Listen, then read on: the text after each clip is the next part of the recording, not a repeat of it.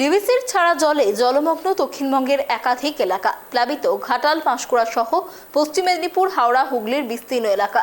দক্ষিণবঙ্গের ভয়ঙ্কর বন্যায় মৃত্যু হয়েছে প্রায় 28 জনের। এবার বন্যা পরিস্থিতি নিয়ে বীরভূমে পর্যালোচনা বৈঠকের পর ক্ষতিপূরণ ঘোষণা মুখ্যমন্ত্রীর। পরিযায়ী শ্রমিক সহ বন্যায় যাদের মৃত্যু হয়েছে তাদের 2 লক্ষ টাকা ক্ষতিপূরণ ঘোষণা করেছেন মুখ্যমন্ত্রী মমতা বন্দ্যোপাধ্যায়।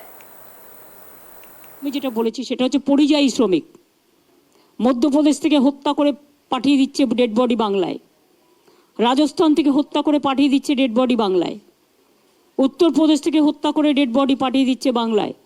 মালদায় একটা মৃতদেহ পরিবারকে খবর দেওয়া হয়েছে, যাকে আনা যায়নি, তার কারণ যতটা আমি শুনেছি তার মাথা এবং দেহ আলাদা করে দেওয়া হয়েছিল। পরিযায়ী শ্রমিকরা যারা মারা গেছেন 2 লক্ষ টাকা করে সরকারের পক্ষ থেকে দেওয়া হচ্ছে। বন্যায় 28 জন মারা গেছেন, তাদের পরিবারকেও 2 লাখ টাকা করে দেওয়া হচ্ছে। এবং বিনা চিকিৎসায় যে 29 জন মারা গেছেন তাদের পরিবারকেও 2 লাখ টাকা করে দেওয়া হয়েছে। হয়তো অর্থটা তাদের কাছে খুবই নগণ্য, কিন্তু যখন একটা জীবন চলে যায় তখন অন্তত তাদের পাশে দাঁড়ানোর জন্য এটা সামান্য গভর্নমেন্টের কাছ থেকে একটা ছোট্ট কন্ট্রিবিউশন।